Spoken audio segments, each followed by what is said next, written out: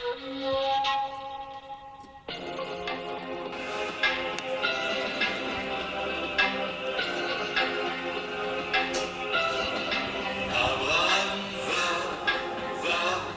va, quitte ton pays, ta famille et ta maison. Bonjour les amis. Bonjour les amis. Aujourd'hui, nous sommes transportés dans la tente d'Abraham. Waouh! Et c'est là que nous allons faire le culte. Tous les dimanches, même si tu es derrière ton écran, la présence de Dieu, elle est là-bas avec toi. Donc j'espère que tu as ta Bible, tu as ton carnet et que tu as ton stylo. Tu vas checker. C'est bon, tout est OK, d'accord. Donc, nous allons passer à la prière. On va d'abord, comme toujours, commencer par la gratitude, par la reconnaissance pour tout ce que le Seigneur a fait pour nous, tout ce qui est bon et tout ce qu'on considère comme mauvais. On va dire merci au Seigneur. On va baisser la tête, fermer les yeux et lui dire merci. Papa, nous te disons merci. Grâce, merci pour ton amour, merci pour ta présence, merci de nous permettre d'être là ce matin pour le culte. Merci, nous te rendons grâce pour cette semaine que tu nous as donnée. Merci pour l'école, merci pour le travail de papa et maman, merci pour la santé. Nous te disons merci au nom de Jésus. Nous te célébrons et nous t'adorons. Merci Seigneur. Amen. Nous allons recommander au Seigneur nos challenges. Un challenge, c'est un défi, ou si tu veux, comme un blocage, comme quelque chose qui te chiffonne un peu, tu vois, comme des difficultés en maths, ou bien vraiment, le devoir de français, là, c'est compliqué. Ou, je me suis fâchée avec ma copine, elle m'a parlé d'une manière, là, ça ne m'a pas plu et ça me fait vraiment mal. Et ou des challenges, papa est malade, ou maman ne se sent pas bien, ou papa est à la maison, vraiment. Tout ce qui te chiffonne, tout ce qui te trouble, c'est ça un challenge, c'est ça un défi.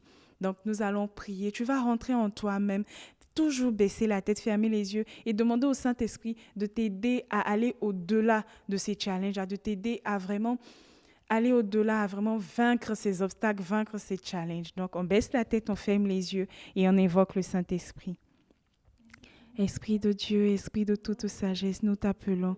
Saint-Esprit, viens nous guider, viens nous conduire face à tous les challenges, face à tous les défis que nous rencontrons dans notre vie au quotidien. Que tu sois au contrôle de tout, Saint-Esprit de Dieu. Que tu nous donnes la sagesse et l'intelligence pour venir à bout, pour la seule gloire de ton nom, au nom de Jésus-Christ de Nazareth. Amen. Ensuite, nous allons recommander nos nations. Je dis nos nations parce que on a des amis qui nous suivent depuis la Côte d'Ivoire, on a aussi des amis qui nous suivent depuis la France, depuis la Guinée, le Burkina, d'autres pays. Donc, tu vas recommander ta nation au Seigneur. Vraiment que la paix de Dieu soit le partage de cette nation, soit le partage de tous ceux qui habitent cette nation. Que la paix de Dieu vraiment calme les esprits. Là où il y a des tensions, c'est-à-dire là où les gens sont énervés, où il y a plein de choses qui se passent, on ne comprend pas. Mais oui, le Seigneur, lui, il sait toutes choses. Donc, on va lui demander sa paix, vraiment que son calme règne. Encore, on baisse la tête, on ferme les yeux, on ne se fatigue pas de prier. Seigneur, nous te disons merci.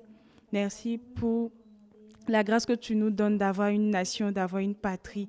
Nous t'appelons afin que tu prennes toute la place, afin que tu disposes toutes choses. Saint-Esprit, sens-toi libre d'agir dans nos nations, que tu installes ta paix, cette paix-là qui surpasse toute autre paix, que tu installes ta paix, que tu prennes le contrôle de toutes choses en Côte d'Ivoire, dans la sous-région et dans tous les pays où nous nous trouvons, que tu prennes le contrôle au nom de Jésus. Amen. On va ensuite recommander le culte au Seigneur. Vraiment qu'il soit avec nous, qu'il dispose nos cœurs et que nous soyons changés et transformés pendant ce culte-là. On baisse encore la tête, on ferme les yeux, je vous vois, on ferme les yeux. Seigneur, prends le contrôle de ce culte, prends le contrôle de ce moment. Dispose toutes choses, conduis toutes choses. Pendant ce culte, révèle-toi à nous. Nous avons besoin de toi. Nos yeux sont sur toi. Nous espérons en toi. Parle-nous pendant ce culte au nom de Jésus-Christ de Nazareth. Amen. Maintenant, après avoir prié, nous allons passer à la louange. Moni Oumou va prendre son tam-tam et elle va nous accompagner. Donc, j'espère que vous êtes là, vous êtes connectés. On y va, Moni Oumou. Nous sommes sur le roc. le roc enfin. Nous sommes sur le roc enfin.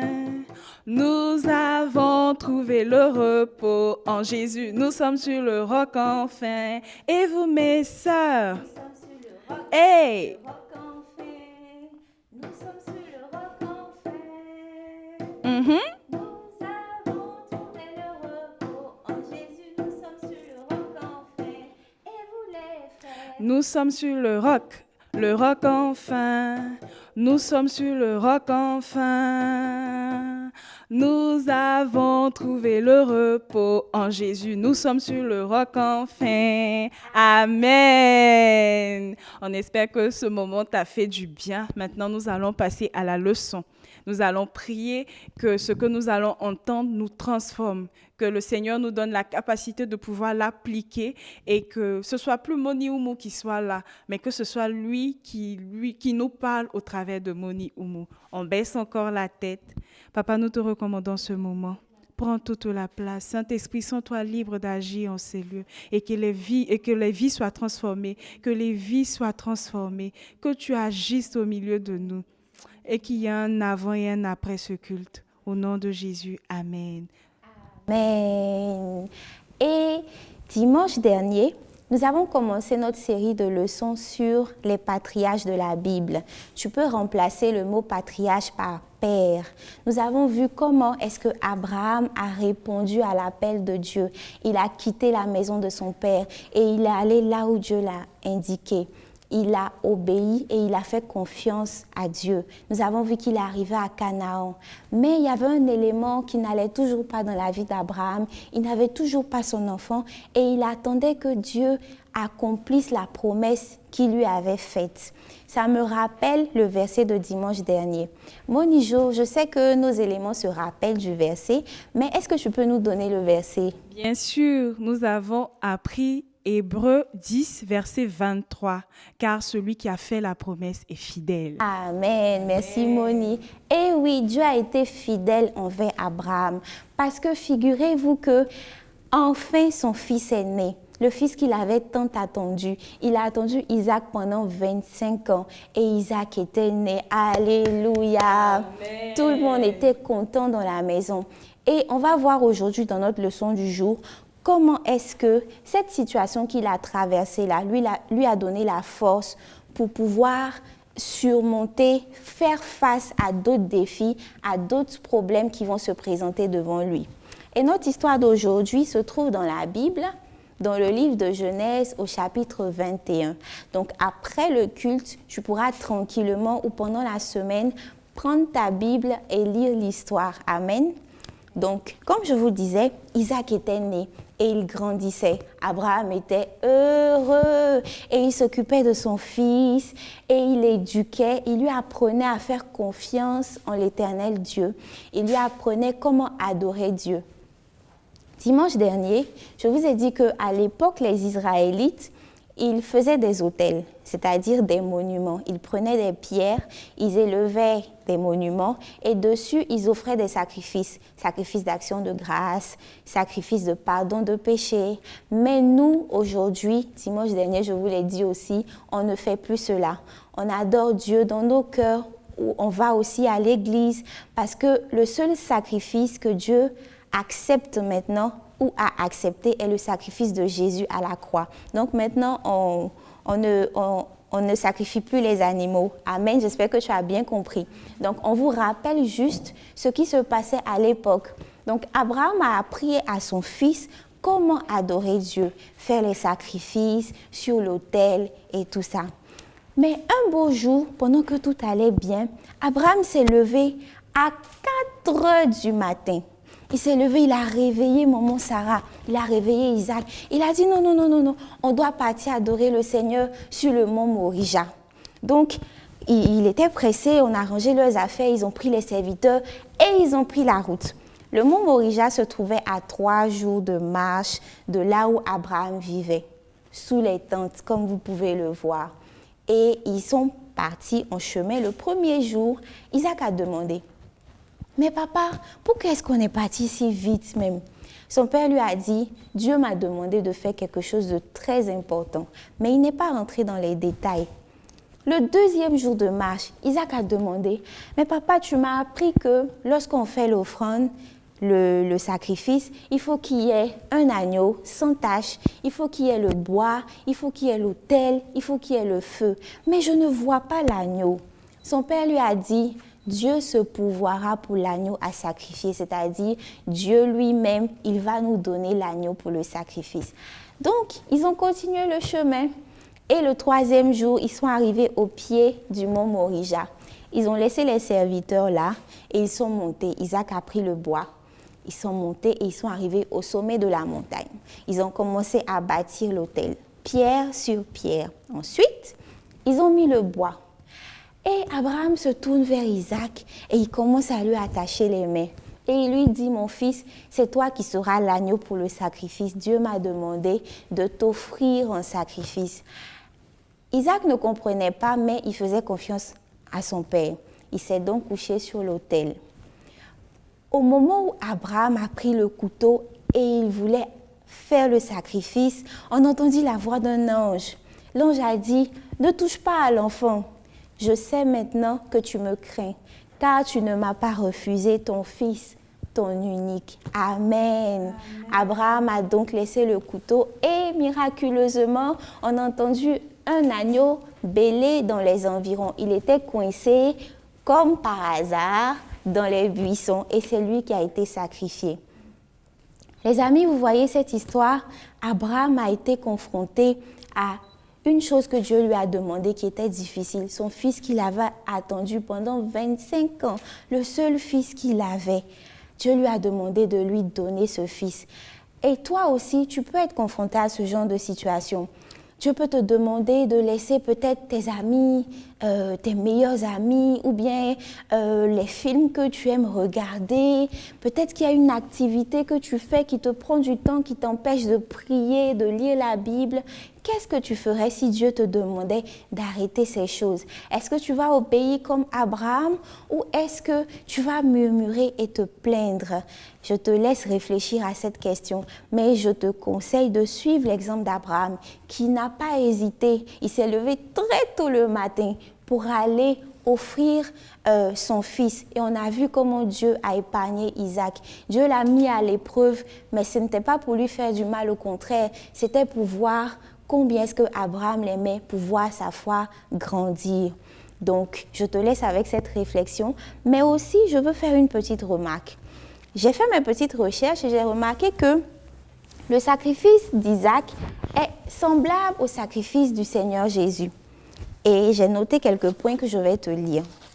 Isaac était le fils bien-aimé d'Abraham et Jésus était le fils bien-aimé de Dieu.